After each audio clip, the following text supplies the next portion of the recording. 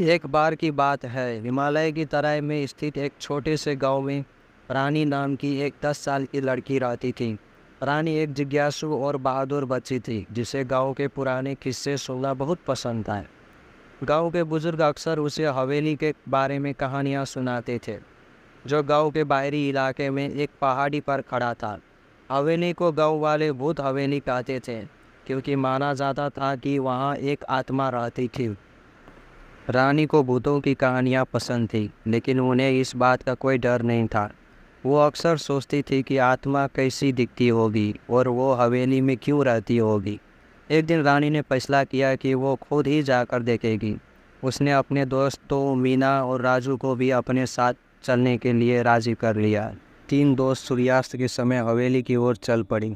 हवा ठंडी थी और आसमान में काले बादल छाए हुए थे। जैसे ही वे हवेली के करीब पहुंचे, उन्होंने अजीब सी आवाज़ सुनी। हवा में कांच टूटने की और जंजीरों की खनखनाहट जैसी आवाज़ें गूंज रही थी। रानी थोड़ी डर गई, लेकिन उसने अपने आप को हिम्मत दिलाई और हवेली के मुख्य द्वार की ओर चल पड़ी। द्वार टूटा हुआ था और अंदर से अंधेरा छाया था। रानी ने अपनी जेब से एक टॉर्च निकाली और धीरे धीरे अंदर चली गई। हवेली के अंदर सब कुछ धूल से ढका हुआ था। टूटी हुई फर्नीचर के टुकड़े इधर उधर बिखरे पड़े थे।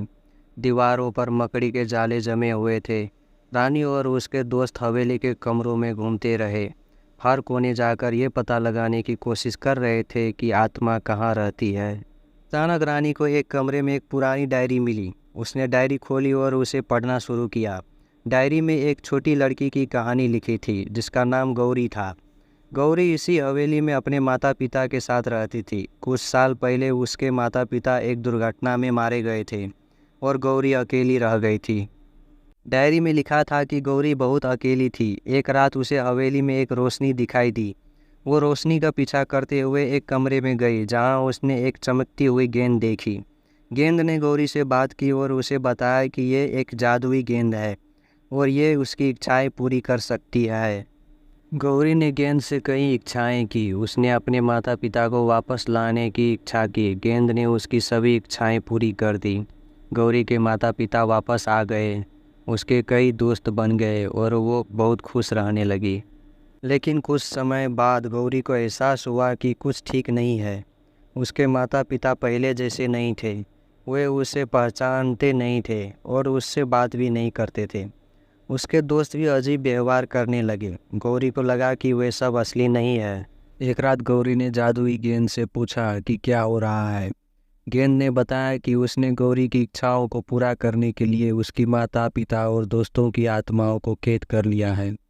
गौरी इस बात को सुनकर बहुत डर गई और उसने गेंद से अपनी गलती सुधारने के लिए मदद मांगी।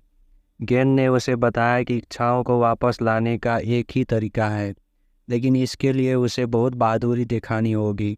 उसे हवेली के तहखाने में जाना होगा, जहाँ एक जादुई ताला रखा है।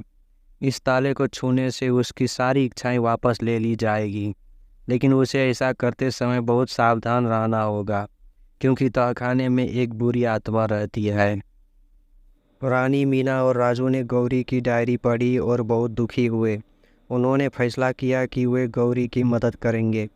तीनों दोस्त मिलकर हवेली के तहखाने की ओर चल पड़े। तहखाना अंधेरा और डरावना था। हर कोने से अजीब सी आवाज़ आ रही थी, लेकिन रानी, मीना और राजू हिम्मत नहीं हारे। उन्होंने टॉर्च की रोशनी में अपना रास्ता बनाया और आखिरकार जादुई ताला ढूंढ निकाला।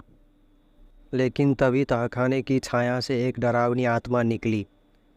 आत्मा ने उन पर हमला करने की कोशिश की, लेकिन रानी, मीना और राजू ने मिलकर उसका सामना किया। उन्होंने आत्मा को बताया कि वे गौरी की मदद करने आए हैं और उसे बुराई करने से रोकेंगे। आत्मा उनकी बातों से प्रभावित हुई और उसने उन्हें जाने दिया। रानी ने बहादुरी से जादुई ताला छुआ और तुरंत ही एक चमकदार रोशनी फैल गई। गौरी के माता पिता और दोस्तों की आत्माएं मुक्त हो गई। वे गौरी को देख बहुत खुश हुए और उसे गले लगा लिए। गौरी ने रानी, मीना और राजू को धन्यवाद किया। उसने वादा किया कि वो अब कभी भी जादुई गेंद की इच्छाओं पर भरोसा नहीं करेगी। वो अपनी खुशी खुद बनाएगी।